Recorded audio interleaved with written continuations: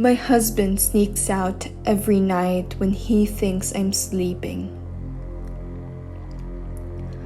I met Alexander when I worked as a bartender in college. My mother was a meth addict, and her boyfriend was a creepy perv who spent all his time harassing me.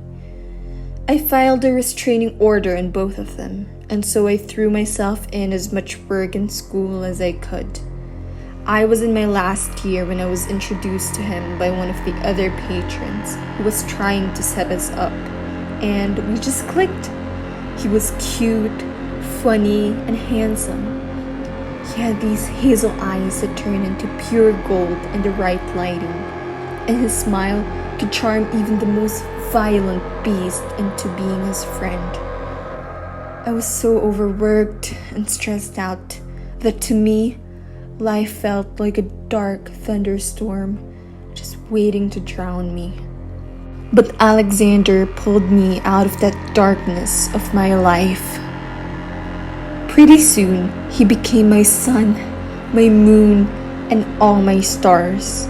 He waited for me to graduate, and in the meantime, he interned at some fancy accounting company while I worked on setting up a marketing business. Once I graduated and he finished up his internship, we moved in together in an apartment, and eventually, he proposed. After a couple of years of moving around and advancing in our careers, we ended up in a small town upstate New York. I was a little hesitant about moving to a small town, but after some convincing, I realized that our long-term financials were better off if we relocated to an area with a lower cost of living compared to staying in the city. The pandemic had exacerbated our time frame of moving out of the city and buying a house. Besides, when we had kids, they would have lots of room to play and explore. We found this beautiful house built near a large lake. Ordinarily, I wouldn't have chosen it because I hate the water, but Alexander was so insistent on it. He said it was our forever home, our little slice of heaven. It was perfectly isolated away from any intrusive neighbors or drunk tourists, so I agreed. We moved in on April 19, 2020. The first half of the year went by great. We both worked virtually, and I was ecstatic at how our relationship was going, with the both of us being at home 24/7. We would go fishing, boating, swimming, camping, and even painting every other day. It felt completely and utterly perfect. It wasn't until his 30th birthday when I noticed that things had turned a little strange. I baked him a cake and made a romantic dinner, but I noticed that he seemed a little distant. I tried asking him if something was wrong, but I could see that he would downplay his emotions and brushed it off. I played along expecting him to tell me when he was ready, but he never opened up. This went on for a week before he was acting normally again, so I didn't bring it up again. I chalked it up to him turning 30 years old because he always lamented getting old. Then sometime last month, I started getting really nauseous in the morning and everything started to smell awful to me. Even the scent of foods I once enjoyed had diverted my appetite. I took a pregnancy test and found out that I was pregnant. I spent all morning prepping myself with the news that I would tell Alexander. Funnily enough, Alexander had also wondered if I was pregnant, and that very same afternoon, he came back home with a pregnancy test. Once I told him, he was more ecstatic than I had ever seen, and he was already browsing nursery items on the internet. Because Alexander often ran errands on the town or went on frequent business trips, I decided to install security systems all throughout the house. I didn't feel safe being all alone in an isolated house anymore, especially with growing a whole mini-me in my stomach. When he came back, I told him about it, and he agreed with my reasoning. But I felt like he was slightly hesitant. I didn't pay much attention to it, and I apologized and told him I should have consulted with him beforehand. Then one night, I woke up around 3 a.m. with a sudden urge to urinate, and I quickly got up and ran to the bathroom. It wasn't until I came back when I realized that the bed was completely empty. I laid back down and closed my eyes, thinking maybe when I went to the bathroom, he also went to the bathroom in the basement or something. So I laid in bed expecting him to arrive, but after half an hour, I started to feel this strange sensation that he wasn't coming. I shook it off and tossed and turned until I fell asleep. I did have a Zoom conference in the early morning that had to maintain my full concentration for some business deal. Morning came and went, and my presentation went perfect. We were discussing celebratory plans for the weekend when I remembered about the former night. Hey sweetie, when I went to the bathroom last night, I noticed you weren't in bed. Was this around 3 in the morning? He asked, not even looking at me from his phone. Yeah, it was, I replied. Oh yeah, I heard a weird noise in the garage and went to check it out. I think I left the garbage bin open and some raccoons got in. I would have taken his word for it, but there was something odd about the way he said it. Nonetheless, we moved on and enjoyed the rest of our night. A couple of nights later, I had to run to the bathroom again. It was like my bladder had shrunk, but I guess that's one of the perks of being a pregnant woman. This time, I noticed that once again, he was gone from her bedroom. I was already up, so I went throughout her house looking for him. I even checked the garage, but I couldn't find him. I decided to go back to bed and wait for him, but I fell asleep waiting. In the morning, I decided to ask about it. Hey sweetie, where were you last night? I woke up to pee and you weren't there. I even fell asleep waiting, I whined jokingly while grabbing his arm and playing with it. I went for a walk, he replied while pulling his hand back. You went for a walk in the middle of the night? My playfulness now turned to curiosity. Yeah, I just couldn't sleep. Lately, work has been stressing me out and I'm worried for you. For me? Well, for our kid. I don't know what the future holds. What if something happens to us? He or she will be all alone, he said while looking down at the floor. My heart burst and I wanted to hug the life out of him and ease every stressful thing he was worried about. I promise nothing will happen to us. We'll be fine. And if anything does, he or she will be fine because we will have raised them right. Look, the future is unpredictable and nothing will ever be certain. But all we can manage is the way we react to things. For now, just focus on us and how we can make things transition better, I said, hoping to at least alleviate some of his worry. I mean, what do you say to those concerns? Even I have those same exact worries. Thank you. You always know what to say. Promise I won't do it again. He smiled and pulled me closer for a quick peck. Things went perfectly after our little conversation, and in fact, every night before bed we would sit and fantasize about the things we would do with our future kids over a cup of tea. I used to be an avid coffee drinker in the nighttime. Since caffeine had no effect on me, I would drink it and fall asleep.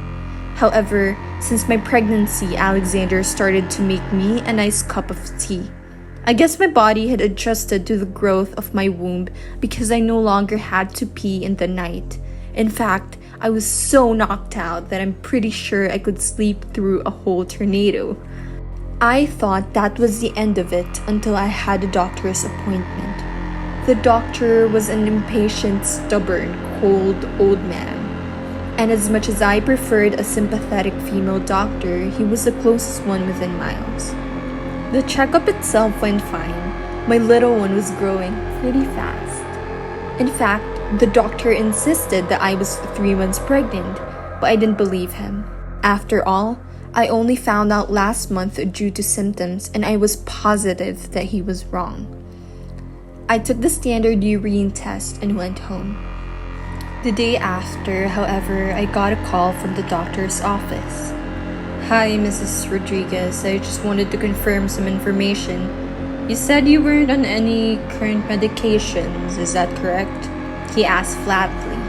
"Yeah, that's correct. I don't take anything other than some prenatal vitamins," I replied. "Okay, because we found traces of diphenhydramine or DPH in your urine," he replied, annoyed at my supposed deception. "I don't even know what that is," I replied, completely confused. "It's one of the main ingredients in Benadryl. I find that most women have trouble sleeping at night and resort to sleeping pills. However, Benadryl is not a sleeping pill. Studies show that they can cause birth defects. If you're having trouble sleeping, I think you should come into my office and we can go through the cause and find out what treatment works best for you. Will you like to make another appointment?" He pushed, his tone sounding more and more annoyed with every word. "I don't like your accusatory tone. No, thank you," I replied firmly and hung up. The nerve of that old man. Oh, I didn't care how far away other doctors were. There was no way I was going back to him. That night, I vented to Alexander, who was making me another cup of tea when it hit me. Ever since he started making me tea, I found myself incredibly drowsy and would sleep through the entire night. I smiled over at him and found myself wondering if he was capable of actually drugging me. I chuckled a bit, but out of curiosity, I declined his tea. "I think I might stop drinking tea at night. Makes me too drowsy. You can drink it though," I said while slightly moving the cup towards him. "Are you sure?" he asked while reluctantly grabbing the cup. "Yeah, take it," I said, going back to my phone. He took the cup and raised it up to his lips. I felt slightly relieved when I saw him take a big sip. I almost felt like an idiot for even thinking that. This is Alexander, my big softie. "Hey, I'm gonna go get a glass of water," I said, standing up and heading into the kitchen. "Yeah, okay," he said, looking down at his magazine. I opened the kitchen door and started opening the top cabinet and getting a glass cup when I noticed one of the tea bags on the counter had slightly tore, releasing its contents. I grabbed a paper towel and wiped it, carefully collecting the residue before opening the garbage can. As I held it open, I noticed a glimpse of something silver reflecting off the kitchen light. I reached down to grab it while putting the paper towel into can. It was a plastic wrapper, the kind that encloses a single individual capsule for Benadryl. You know, the kind where you snap a piece off the small tablet and peel off the silver thing. None of this made any sense. Why would he be drugging me? I couldn't confront him about it just yet, though. I wanted to check something. I looked up to see a camera pointed towards the kitchen door into the backyard while facing the counter. I had to check something. "Are you okay in there?" he asked from the other room. "Yeah, I just needed to clean up." I went back into the living room and sat down for a bit, turning on the TV and watching it for a bit. It was uncanny watching him act like everything was all right. The more I thought about it, what did I really know about this man? He knew about my family and my entire past. He's even seen my crazy family and their horrible antics. But he said he was an orphan that had no family, and we were both introverts that barely had friends. We only had coworkers that we talked to over Zoom. I knew all the lovey-dovey stuff I saw on a daily basis. But who was he really? Curiosity was now tugging at all my heartstrings, and I wanted to cry. Why would he sneak Benadryl into my tea at night? Could he be sneaking out again? I decided to go into her office under the excuse of me wanting to finish up some work. Instead, I decided to pull up all the security camera footage. The usual day stuff was fine, so I fast-forwarded it to right before he made my tea. The footage showed Alexander walking into the kitchen and heading towards the top counter, getting a box of tea packets. He set the stove and put some water and sat down on the table and went on his phone. Once the water started boiling, he carefully poured some onto a cup and put the tea bag inside. He opened another cabinet and pulled a small pink and blue box. Fuck.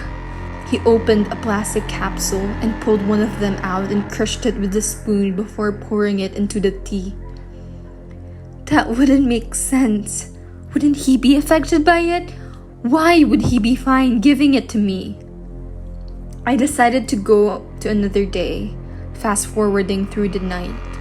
But we both slept soundly throughout the night. I sat there just watching the both of us lying in bed.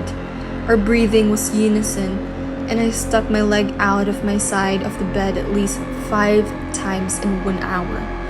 I sat there reflecting on my actions.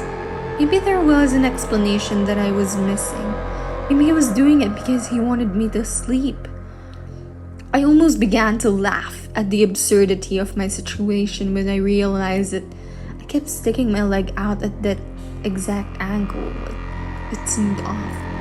Every 10 minutes in that recording, I would shift and stick my leg out at an exact angle and turn back to the right side of the bed to face him. It was a fucking loop. I quickly backed out of that recording and moved on to a different date. Same exact thing with tea. He would crush up a capsule of Benadryl and pour it into my tea. But the time frame between the hours of 3 and 5, the recording would be looped to make it look like we slept all night long. I sat there thinking about what to do when it hit me. The company had original versions uploaded in the cloud somewhere. These physical recordings were edited, but the copies automatically save online. I quickly logged onto the company website and entered my username and password. I checked the exact dates of the edited versions and found the recordings.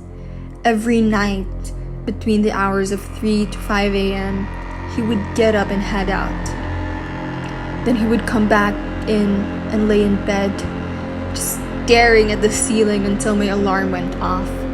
It was unnerving to see the man I love just lying there and blinking and emotionless.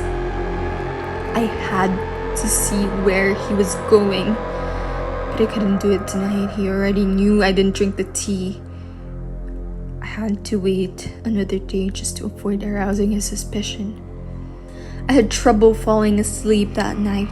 He tried to be all cute and cuddle me, and I played along, but I felt the goosebumps in my arm. My skin felt like 1,000 bugs crawled over it when he touched me. It was killing me to pretend this way. How could he play it so cool? Eventually, my eyes felt heavy and I dozed off. I awoke to a loud bump and a hoarse whisper. Zoe, are you awake? Alexander shook my shoulder as he asked. He was checking to see if I was still asleep. I just kept my eyes shut and kept my breath nice and steady. I felt the weight of his body shift from the bed and onto the creaky wooden floorboards. I heard the slight footsteps head off into the hallway. I laid in bed for a couple of minutes, contemplating as to if I could truly wait until tomorrow. I cradled my stomach in an attempt to comfort myself. Just had to know. I quietly got up and grabbed the sweater and headed out as well. I went through the back door instead of the front. I didn't want him to hear the front door system. I typed the password in quickly and moved as fast as I could. I couldn't let him get away. By the time I reached the front of the house, I noticed that he was heading down the road into the direction of the lake. I walked over and stuck to the edges of the road, hiding between the various bushes and trees in an attempt to conceal myself and stay away from his view just in case he turned around. By the time we reached the shores of the lake, I was slightly winded, and my knees were sore at having to kneel behind a bush. The glow of the moonlight had casted a silver glow over the lake, and I could hear the soft cries of every animal and insect in the forest. The only one that seemed consistent was the cacophony of crickets and mosquitoes flying near my neck. I could see my husband stand near the water, taking a moment to stare at the water before pulling off his shirt. He started pulling off all of his clothing, standing completely nude, his pale skin emphasized by the moonlight. If he weren't my husband, I would have thought he was a ghost. Then he started picking at his skin, pulling off sheets of some kind of white film. What the hell was it? He reached deeper into his skin and started pulling off even more, revealing a bright red color underneath it. He wasn't picking things off his skin. He was ripping his skin off. I felt a disgusting feeling all over my body, like when you stare at those creepy holes that maggots make. That repulsive feeling didn't even come close to what I was witnessing. Underneath his skin, he looked like those pictures of when you see anatomy textbooks, all red and the muscle fibers stringing off of him. But once he stepped into the water, his red flesh started turning a deep green, and his fingers started turning sharper and sharper, as if the bone protruding into these claw-like things. What the fuck was this? I have to be dreaming. That thing came out of my husband. I had to go. I had to run. After a couple of minutes, I started to walk back and made a full sprint towards our house. I ran in, setting off the security alarm, but I didn't care. I didn't have time to care. The sound of the alarm was too loud for me to think rationally. I grabbed my wallet and my car keys and quickly went into my car. I turned on my headlights, revealing Alexander's naked body right in front of me. But it was all wrong. Ripples of fleshy skin hung off some areas, exposing red muscles, while others had green reptilian skin. Honey, is everything okay? That thing's voice no longer even sounding human, rather like a raspy mix of a husky barking and a reptilian lisp.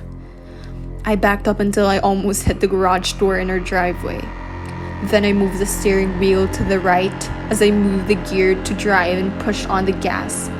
And as I passed that thing, it jumped on the side of my car. Zoe, let's talk about this, it hissed. I slammed on the gas, and as it banged on the window, cracking it slightly. As I made out into the road, I saw headlights up ahead. A truck was heading down my street, and it was beeping at me once it saw that I was in its lane. I quickly swerved, trying to get the truck to slam onto the beast that was grabbing onto my car, but instead my car flipped, and I felt instant pain everywhere as the car slammed against the road. The windows erupted into hundreds of little shards, raining all over me. The last thing I saw before I fell into a deep sleep was an old trucker running to my side asking if I was okay. I looked over at the right passenger window only to see the silhouette of a dark figure taking off into the forest. I woke up in the hospital surrounded by cops and doctors barraging me with a shit ton of questions, but I didn't have any answers to give them. Ma'am, where is your husband? Are you alone? What happened on the night of the incident? I tried to speak, but every time I opened my mouth, I felt the absurdity of my situation take over. If I told them anything, they would definitely lock me up in a mental ward. The doctors tried to comfort me by telling me that my baby seemed perfectly healthy. I would cradle my stomach, feeling for any signs of kicking. What once brought me joy now brought me curiosity and disgust. If Alexander was that thing, then what the hell was developing in my womb? In a couple of hours, I will be released from the hospital, and I tried to do some research on my cracked up phone, but all I could get was something called a cell key, shape-shifting seductive creature that stemmed from Celtic mythology, but were also found in Inuit mythology. The only difference is that Alexander was not a fucking seal. He seemed something straight out of hell, and that's not even the freaky shit. From what I overheard from the nurses gossiping, local cops found hundreds of humans' remains from this area spanning down to the lake. They think it could be the work of several serial killers due to the timelines. But I think I have a different theory. Not sure who to tell though. Anyone have any idea of what it is? I have nowhere to go except home. And I know for a fact that he will be there. I don't know what to do.